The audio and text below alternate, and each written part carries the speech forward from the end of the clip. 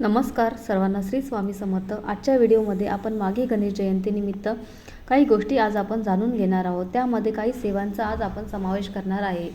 तर असे काही उपाय आहेत जे आपल्या आयुष्यामध्ये आपण दिवसभरामध्ये आपल्या कुठल्या गोष्टीला करायचे आहे हे आज आपण जाणून घेऊया। व्हिडिओ नक्की शेवटपर्यंत बघा, आवर्जून ऐका। तर चला मग सुरुवात करूया। 22 जानेवारी रोजी माघ महिन्यातील शुक्ल पक्षाची चतुर्थी तिथी, जी मुख्यतः माघी गणेश चतुर्थी म्हणून जयंती किंवा माघी गणपती याचा व्यतिरिक्त तिलकुंद चतुर्थी या नावाने ओळखली जाते।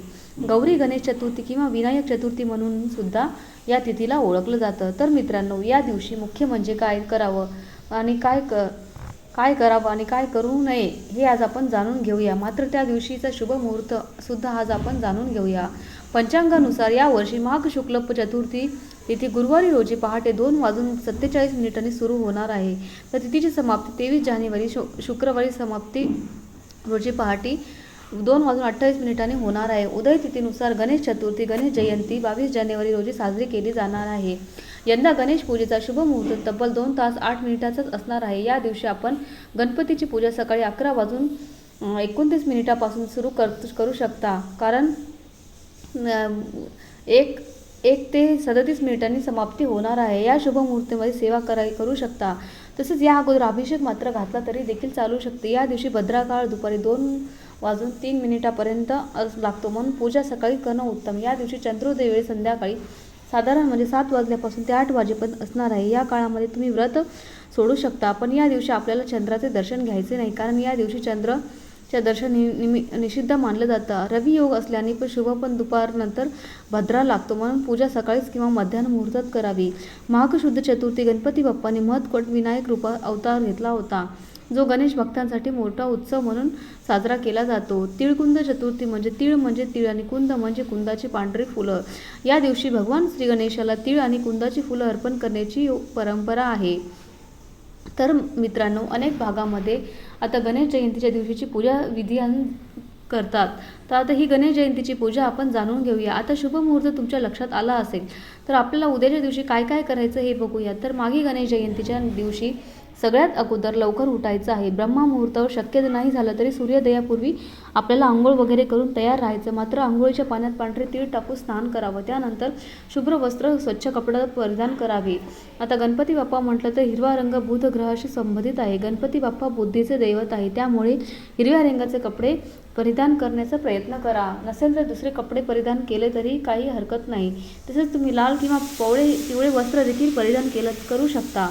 त्यानंतर आंघोळ झाल्यानंतर आपल्याला आपल्या घरामध्ये गंगाजल शिंपडायचं आहे। मुख्य म्हणजे दरवाजा स्वच्छ करून घ्यायचा आहे, अंगण स्वच्छ करून घ्यायचं आहे, आणि ते झाल्यानंतर हळदीचे लेपन झाल्यानंतर आपल्याला मुख्य दरवाजावर रिद्धी सिद्धीच्या नावाने 2 हळदी कुंकूचे ठिपके द्यायचे आहेत।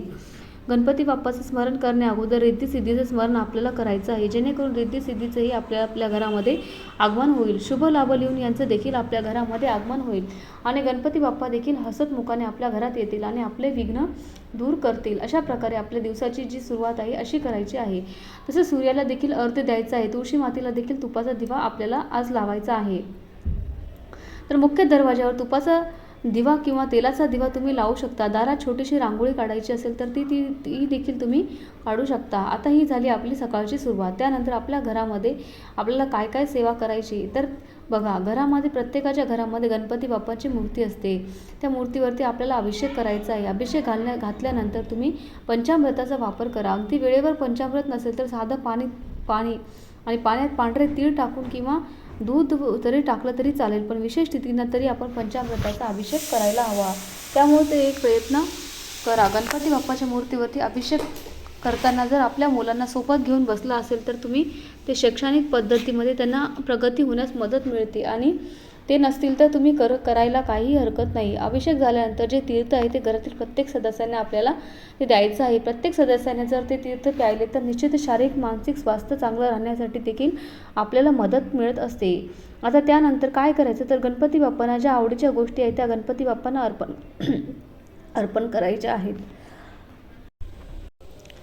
त्यानंतर आपल्याला काय करायचं, गणपती बाप्पाच्या ज्या आवडते गोष्टी आहेत त्या गणपती बाप्पाला आपण अर्पण करायच्या आहेत। त्यामध्ये लाल रंगाची फुलं जसं की जास्वंद, गुलाब, कुंदाची फुले किंवा लाल रंगाचं फळ आहे डाळिंब किंवा सफरचंद आहे, जास्तीत जास्त लाल रंगाचा समावेश आपल्याला पूजेमध्ये करायचा आहे, कारण गणपती बाप्पांना लाल रंगाची फुलं खूप आवडतात।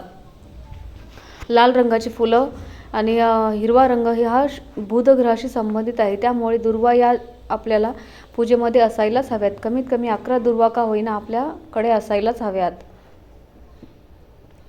आदल्या दिवशी आणून ठेवल्या तरी चालतील. अशा प्रकारे गणपती बाप्पाची पूजा आपला विधिवतपणे करायची आहे. साध्या सोप्या पद्धतीने करायची. धूपदीप लावायचा आहे. त्यानंतर आपल्याला गणपती बाप्पाला नैवेद्य दाखवायचा आहे. अर्थात नैवेद्यासाठी आपण गणपती बाप्पाचे प्रिय असलेले मोदकच ठेवतो, पण या व्यतिरिक्त गूळ खोबरं ठेवलं तरी चालेल. तुम्ही मोदक बनवले तरी गूळ खोबरं हे गणपती बाप्पाला प्रसाद म्हणून आपल्याला ठेवायचं आहे. ही विशेष काळजी नक्की घ्या. बघा, या दिवशी मोदक तुम्ही तिळाचे अवश्य करावे आणि तिळाचे पदार्थ नैवेद्यामध्ये ठेवण्याचा प्रयत्न अवश्य करा. आता हे झाल्यानंतर आपल्याला काही उपाय देखील करायचे आहे. यामध्ये सगळ्यात महत्त्वाचा म्हणजे प्रभावी जो उपाय आहे तो म्हणजे काय, तर दुर्वांचा उपाय. दुर्वांचा उपाय कसा करायचा, तर तुम्हाला 11 दुर्वाची एक जोडी बनवायची आहे. 11 दुर्वा घ्यायच्या, 11 दुर्वाची एक जोडी बनवायची. अशा प्रकारे तुम्हाला 11 जोड्या बनवायच्या आणि या जोड्या ज्या आहेत त्या गणपती बाप्पाला अर्पण करायच्या आहेत. अर्पण करण्यापूर्वी तुमची जी काही इच्छा मनोकामना आहे ती आपल्या गणपती बाप्पांना सांगायची. गणपती अथर्वशीर्ष म्हणायचं. हे म्हणत असताना काय करायचं, एक दुर्वाची जोडी आपल्या उजव्या हातावर घ्यायची. एकदा अथर्वशीर्ष म्हणायचं आणि त्यानंतर ती गणपती बाप्पाला आपण अर्पण करायची. पुन्हा एकदा दुसरी जोडी हातामध्ये घ्यायची. पुन्हा गणपती अथर्वशीर्ष म्हणायचं, ती अर्पण करायची. असं करता करता आपल्याला 11 वेळेस गणपती अथर्वशीर्ष म्हणून 11 दुर्वांच्या जोड्या गणपतीला अर्पण करायच्या आहेत. याने तुमची 100% ही इच्छा आहे जी आहे ती मनोकामना पूर्ण होते. अर्थात काय, तर मनोकामना पूर्ण करण्यासाठी आपले प्रयत्न देखील प्रामाणिकपणे करायचे आहेत. आता हे झाल्यानंतर या दुर्वाचं काय करायचं, तर दिवसभर आपल्याला या दुर्वा ज्या आहेत त्या देवघरामध्ये ठेवायच्या आहेत. नंतर एखाद्या मंदिराजवळ असेल तर त्या ठिकाणी जाऊन तुम्ही अर्पण केलं तरी चालेल. शक्यतो हा उपाय मंदिरात केला जातो, पण उद्याच्या दिवशी फार गर्दी असते, म्हणून मंदिरात जर आपल्याला करणं शक्य झालं नाही तर आपण आपल्या घरामध्ये हा उपाय नक्की करू शकतो. आता हे झाल्यानंतर दुसरा जो उपाय आहे तो खास आपल्या लग्नासाठी आहे. आपल्या घरातील व्यक्तीचं कोणाचं लग्न जमत नसेल तर त्यांनी हा उपाय आवर्जून केला पाहिजे. तर हा उपाय करण्यासाठी तुम्हाला पिवळ्या अक्षता घ्यायच्या आहेत. 21 पिवळ्या अक्षता. साधे तांदूळ घ्यायचे, ते फक्त तुटलेले आणि फुटलेले नसावेत, ही काळजी घ्या. थोडी हळद लावून त्याला पिवळे करायचे आणि अशा प्रकारचे 21 अक्षता घेऊन आपल्याला गणपती बाप्पाला अर्पण करायचे आहेत. आणि अर्पण करताना अशी पद्धत आहे की आपल्याला वेगवेगळ्या गणपती बाप्पांना अर्पण करायचे. जसं की आपल्या घरामध्ये एक गणपतीची मूर्ती असेल, एक फोटो असेल तर त्या ठिकाणी तुम्ही 2 अक्षता अर्पण करू शकता. यानंतर तुमच्या शेजारी पाजारी गणपती बाप्पाची मूर्ती असेल किंवा त्या ठिकाणी तुम्ही मंदिरामध्ये गेलं तरी चालेल, पण अशा प्रकारे गणपती बाप्पाला या अक्षता आपण अर्पण करायच्या आहेत. त्यामुळे 21 दाणे आपल्याला घ्यायचे आहेत. आता अशा प्रकारे जेव्हा आपण आपल्या बाप्पांना अक्षता अर्पण करतो तेव्हा मनोभावे प्रार्थना करायची की हे गणराया, तुझ्या डोक्यावर जशा पद्धतीने मी अक्षता टाकल्या तशा माझ्याही डोक्यावरती अक्षता पडू दे. अशा प्रकारची प्रार्थना करून नक्कीच विघ्न दूर होण्यासाठी गणपती बाप्पाला प्रार्थना करायची आहे. निश्चित तुमच्या विवाहाचे योग जुळून येतील. तुमच्या कामामध्ये सातत्याने जर अडथळे निर्माण होत असतील तर उद्या गणेश पूजनामध्ये एक सुपारी ठेवायची आहे आणि पूजा विधी झाल्यानंतर सुपारीची ही पूजा करायची आणि यानंतर सुपारी जी आहे ते कायमस्वरूपी आपल्या जवळ बाळगायची आहे.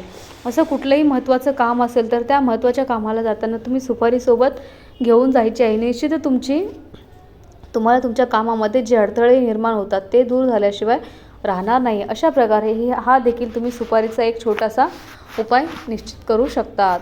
यानंतर उद्याच्या दिवशी आवर्जून शमीच्या झाडाची पानं देखील पूजा करायची आहे. शमीपत्र म्हटलं तर गणपती बाप्पाला अतिशय प्रिय आहे. त्यामुळे घराजवळ जर कुठं शमीपत्राचं झाड असेल किंवा कुठल्याही मंदिरात असेल त्या ठिकाणी जाऊन एक शुद्ध तुपाचा दिवा लावा. तिथे बसून गणेश स्तोत्राचं पठण करा. निश्चितच गणपती बाप्पाचे आशीर्वाद तुम्हाला कायमस्वरूपी राहण्यासाठी आपल्याला मदत प्राप्त होईल. यानंतर गणपती बाप्पाची जयंती आहे, त्यामुळे भगवान शंकर आणि माता पार्वतीला विसरून कसं चालणार नाही. भगवान शंकराचे मंदिर असेल तर त्या ठिकाणी जाऊन निश्चित तुम्ही गणपती बाप्पाची भगवान शंकर आणि माता पार्वती यांच्यासोबतच कार्तिक स्वामीची जर पूजा केली तर यांचे स्मरण करून आपली इच्छा मनोकामना त्या ठिकाणी सांगितलं तर निश्चितच तुमची मनोकामना लवकरात लवकर पूर्ण होण्यासाठी शिवपरिवाराचा आशीर्वाद आपल्याला प्राप्त होईल. सर्वात महत्त्वाचा उपाय म्हणजे गणपती बाप्पाला लाडू खायला खूप आवडतात. मग आपल्या मनात काही इच्छा असेल तर आपल्या घराजवळ गणपती मंदिरात जाऊन किंवा तिथे गणपती बाप्पाची जिथे स्थापना झाली आहे त्या ठिकाणी जाऊन बाप्पाला तिळाचे लाडू अर्पण करावे. मुगाच्या डाळीचे लाडूसुद्धा गणपती बाप्पाला खूप प्रिय आहे, त्यामुळे आपण घरी पूजा करून ती पूजा संपल्यानंतर 21 किंवा 15 लाडू गरजू व्यक्तींना दान करावे. त्यांच्यासोबत उद्याच्या दिवशी जास्तीत जास्त हिरव्या रंगाचा वापर करण्याचा प्रयत्न करा. हिरव्या रंगाचे कपडे परिधान करणे प्रयत्न करा. हिरवा रंग जर वापरणं शक्य नसेल तर एखादा रुमाल जरी आपल्या जवळ ठेवला तरी चालेल. त्यासोबत गाईला हिरवा चारा खाऊ घाला. पक्ष्यांसाठी हिरवी मूग आपण ठेवू शकतो. मुलांसाठी सांगायचं झालं तर हिरव्या मुगाचे उपाय आपण निश्चितच करू शकतो. गणपती बाप्पाच्या मंदिरामध्ये जाऊन आपण मूठभर हिरवे मूग अर्पण केले तर निश्चित मुलांच्या बौद्धिक क्षमतेमध्ये वाढ होण्यास मदत मिळते. त्यासाठी त्यांची बौद्धिक क्षमता सुधारते. शैक्षणिक क्षेत्रातील अडचणी दूर होतात. तर तुम्हाला या व्हिडिओच्या माध्यमातून जर ज्या काही गोष्टी सांगितलेल्या आहेत त्याचं पालन करण्याचा प्रयत्न करा. तशा पद्धतीने तुम्ही उपाय केले, ते सेवा केल्या, मुख्य म्हणजे विश्वास ठेवून जर या गोष्टी केल्या तर निश्चितच गणपती बाप्पा तुमची विघ्न दूर करतील आणि तुमची प्रगती नक्की होईल. तर मित्रांनो, हा व्हिडिओ तुम्हाला आवडला असेल तर व्हिडिओला एक लाईक नक्की करा, शेअर करा आणि चॅनलला सबस्क्राईब करा. व्हिडिओ शेवटपर्यंत पाहिल्याबद्दल मनापासून धन्यवाद. मी तुमची खूप खूप आभारी आहे. अवधूत चिंतन श्री गुरुदेव दत्त, श्री स्वामी समर्थ. धन्यवाद.